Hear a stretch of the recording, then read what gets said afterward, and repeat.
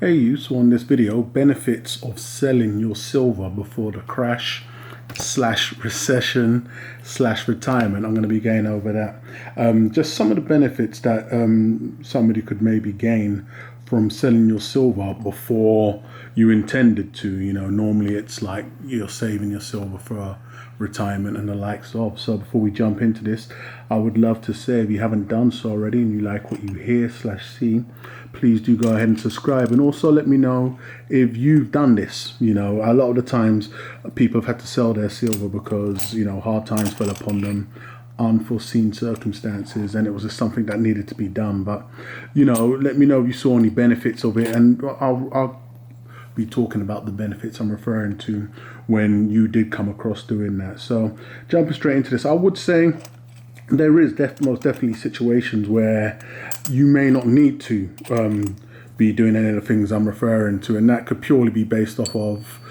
maybe because you could have what I see as the bulletproof stack when you're talking about silver here, and that's going to be having your government 1 ounce coins. I call those bulletproof because I believe anywhere on, you know, wherever you're located on the planet, it's going to be the coins that majority of dealers are going to accept with less hassle, less resistance, you know. So you, for instance, could have your American maple, your Canadian maple leaf silver coins, your American eagle silver coins, your Britannia silver coins, and the majority of the times it's going to be that coin that dealer knows that he's not going to have too much problems getting off the shelves. It's rare you're going to walk in with one of these foundation coins and the dealer's going to say, well, we're not really accepting those, we're looking for junk right now, or, you know, we're looking for bars or likes of. Whereas you may get one of the other more resistance when you're talking generic. And this is just for my own personal thoughts and opinions here, and just some experiences I've discussed with others and had myself. So, you know, if you've got a stack like that, then I would say you're in a pretty good enough situation. If you're having to liquidate before any of these things come, i.e. a recession, you know, a big global pop crash, which is technically a recession, or even retirement, which is a lot of the things that people stack the physical for, then, you know, I reckon if you've got those foundation government minted 1 ounce coins, the only issues you're going to have is going to be price and usually just shipping. You know, which dealer, if you're not close to an LCS, for instance, which dealers will have paid shipping or insured shipping, help you with shipping. These are the only problems. But you'll be looking at $1 to £1 or euro difference. It'll be a swing. It'll be a small margin, but many other factors won't come into play with some of the other pieces. For instance, if it's a collector coin, if it's a more custom piece, if it's a bar, if it's something that's fractional silver, which falls under any category, whether it's junk or, you know, old silver, you're going to find more problems with those. So this video here is just speaking on the benefits of, you know, selling your stack before any of these types of situations come into play, and why there are benefits with it. So on personal thoughts and opinions and experiences I'm going to be speaking on. So one of the benefits from doing that, selling your stack or selling your silver, a portion of your silver before a recession, we'll just stick at that, you know, or retirement, is that you can find out what works best for you. So, you know, I've stacked many coins in the past and I've done a lot of my trades out in videos, but, you know, there were times where I looked at a certain situation and thought to myself, you know, I'm gonna sell this coin or this sets that I have. And what you come to find out is the whole process in selling. I've done videos in the past also, you know, lessons learned from liquidating, is that I think it's a part and parcel where the biggest lessons come from liquidating. And especially when this is a lifestyle for you and you've got a lot riding on it, you want to find yourself in the best situation, and you can have something that just wasn't good for you. It could have just been a moment of weakness, just you getting caught up in the hype. There's many factors, because there's advocates out there that just pump or promote the closest thing to spot, but, you know, sometimes what form. So that it's not bad advice, but it may not be the best advice for you. It may be the best for them from where they're located, and you may find yourself needing to liquidate. And when I have liquidated, I've then been able to adjust my stack and put myself in a better situation. So liquidating, i.e. selling, the benefit that came from that was that I ended up with a stack, an overall stack that worked best for my situation. And that's like with, I'll damn near say, everything you see here. And this is a prime example. This is like the base of my foundation now, how it looks. Even though some technically don't come under the class of foundation, they was purchased with foundation at forefront, and that's going to be these bullion coins. When we're talking condition, even on a lot of the Queen's Beast coins, you can see what I mean when I say foundation, whether you like it or not. We're not speaking on mainly on that, but they just come as they are. So this is my foundation, these 2-ounce pieces, and this is the better situation I'm referring to when you look at it. I have some best of both world coins. You know, some are a bit too collectible, believe it or not, so some dealers may drag their feet and I'll be offered bang on spot, but the fact that I picked these up for that is fantastic. But they're all capital gains tax free come time to sell, and they're all UK coins. So, you know, this is what I mean by you can find yourself in the best situation for you. You may have a load of coins at the moment in your stack, whether it ranges from generic to other types of mixes. Once again, if it's not going to be what I mentioned earlier, one of those foundation coins that, you know, you're technically in the best situation and none of this really applies to you, then you may want to get to selling and mixing up. There's always a best time to sell also on a high, but we'll speak on that in a moment.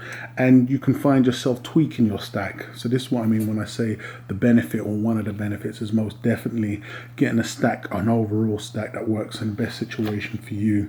So another benefit from selling your stack before a recession or anything like that is that you can find out what was actually bad for you. You know, a lot of the times people get into collector coins and there's many things that you can hear. You know, it just sold out instantly from the mint. Oh my God, the prices are going crazy. You know, it's great. But these coins can go on to be fantastic for the mint, you know, and not so well on the secondary market. Now, all on why you're picking this up, if you're a pure collector, none of this really matters. If you're somebody that wants to buy a coin, because I was speaking with somebody recently and they was just saying, look, I'm not necessarily a cowboy, but I don't want to buy a coin, pay a large premium for it, and then see it's tanking on the secondary market, so it's technically lost all of its value.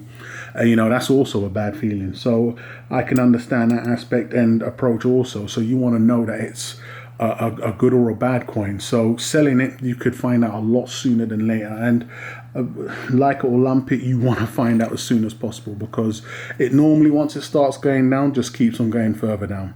So, you know, you could find out, and that's the benefit right there. You can save your pain, make the pain go away sooner than later. And that most definitely is a situation and a benefit from selling your coins. You can have, like I said, some semi-collectible pieces. You can have some generic pieces. There's been people out there that have mentioned that they purchased a collectible piece, and even at a, you know, damn near low premium price, but it was because of the piece that it was. Some dealers just didn't want it, and sometimes that alone is a big flag. I purchased a lot of collector coins in the past at what I believed was a fantastic price, and they was. But there was a reason it was at that fantastic price. I've mentioned in many videos before, you know, there's a reason why I got it. I didn't get the brand new blazing hot coin that's on fire at discount. I got the coin that, you know, I believed at the time was on fire, and it more likely was on fire at one point, but it just wasn't doing good sales wise, and this is why I was able to pick it up on discount. And this is why ultimately I ended up releasing them and making the pain go away as soon as possible. So that's another benefit. You get to find out what isn't best for you. So, you know, then you also get to find out what is a good buy. So, you know, as you're liquidating, you're finding out your best situation, and then you're also liquidating, selling, and you're finding out, you know, what's a bad situation. You can then come across and maybe have a convo with a dealer and find out what best coins they like. A prime example, just veering off of silver, is I wasn't into SOVs earlier on. You know, even though I knew some of the benefits, I just wasn't at the top of my pick. But as you can see from as my stacks evolved and changed, I incorporated them a lot more into my stack, and especially with the high-end SOV sets, so the larger sizes. It's two scales really. There's the in-between, I would say on the 2017 anniversary special design set was a prime example. You know, they brought out the Pied 4 and they had the Sovereign, and these coins have done okay in terms of appreciation. I think they've got a fantastic long-term future.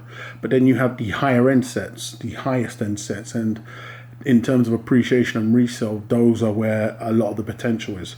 So I wouldn't have necessarily been into those, but liquidating and finding out what's going on and seeing how well they are, those appreciate nicely. You have people with deep pockets that are more than willing to pay very large premiums for those at a later date. And then you also have on the other scale, or the other side of the scale, your standard sovereigns, but that has a fantastic liquid market also. So I got into those through liquidating. Being, if you guys remember, I was old videos, I had a load of the Perth Mint Lunar gold coins. So, liquidating those would have been a part of my long-term stack. Not the best and smartest move, I know, especially for where I'm located. Sovereigns was a no-brainer, really. But I'm constantly evolving and learning. So, somebody can ask me something and I can have one answer. And as time goes on and by, I can find out that wasn't necessarily the best answer. And I'd be in a better situation if but this only comes about when you're out trading, when you're out liquidating, when you're out selling and feeling out the market. It's crucial that you sell in highs. It's a no-brainer, really. You buy them whenever you bought. It's buy low, sell high, but you can get the best opportunities. There are more people selling, but if you are going to get lowballed, if the dealer is going to hang on to spot price, even though he really shouldn't, some dealers can be cutthroat. It's always a plus when the spot price is up then down, or sideways. So that's always a plus side there. So another benefit from selling before a crash or recession is going to be you get a better understanding of modern collector coins. Once again, modern, because that's what I'm dealing with. You could pick up a range of modern coins. Once again, I've spoke with so many people in the past, and it's hard, really, because they can ask me what I think of a coin. And being brutally honest, or being as diplomatically honest as possible, can say, I don't think it's the best. They can have other opinions and buy into the collection, and just, being over passionate. And then come across, and even people that got into silver, there's been a lot of very happy, positive silver comments in the comments lately. And they normally end up incredible Hulk stackers, i.e. really demonizing silver, because they bought into it for one reason. And then, come time to sell it, they didn't see it doing as well as they wanted it to do, or they just had problems liquidating it.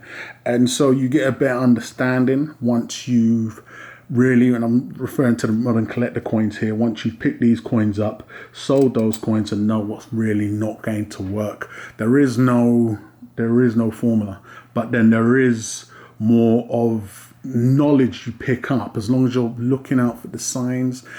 The last coin isn't necessarily the best. There's universal information out there that many stackers will tell you. The first in a series can normally be a fantastic hit.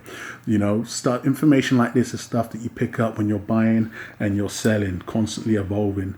You may not get into this and want to sell, but then sometimes you may look at the metal and think it's not doing as well as I expected it to do on paper. And then you may come across new information, and then once again, putting the feelers out there to sell, may find yourself in a situation where you now understand it better. And the information you came across, there's a lot of pro people that are, I wouldn't say pumping, but pushing and promoting silver.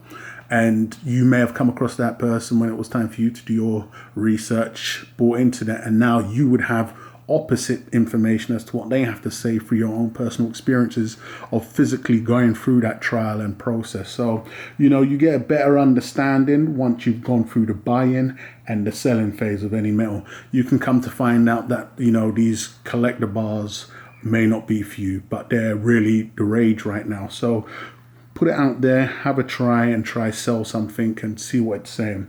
So then the next one, or benefit I would say, wrapping this one up, is that in the end of the day, when your savings in physical is different than your savings, for instance, in something like a pension or an IRA or 401k and the likes of. With those, when the time comes, retirement, you're going to be receiving a check at the end of the month or whenever you receive your check, and it's pretty straightforward. With this, it being physical, it's always going to have variables and even different outcomes, because it's different, it's out of the system, especially with silver. Anything can happen.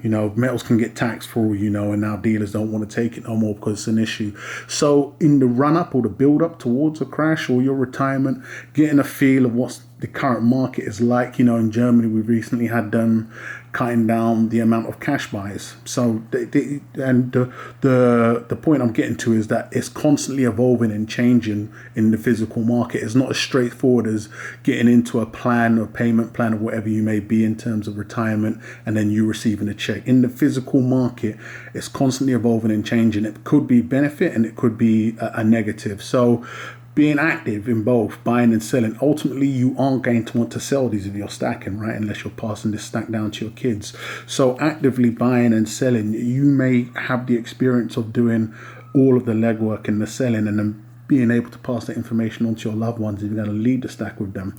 This is the stuff you'll want to go to this dealer with, or these types of dealers. This is the stuff that you'll want to, liquidate on the secondary market. This is the stuff, i.e. So these are all benefits that I can see when it comes to selling your silver before your retirement, before the crash or the next recession. But I'm going to wrap this one up, guys. But it'll be fantastic to hear or know any benefits that you can add on to this down below in the comments when it's been liquidating your silver before any type of recession or crash. So hate or love it, guys. Please do let me know your thoughts and opinions down in the comments. Please do go ahead and subscribe if you haven't done so already, and I'll catch you guys on the rebound.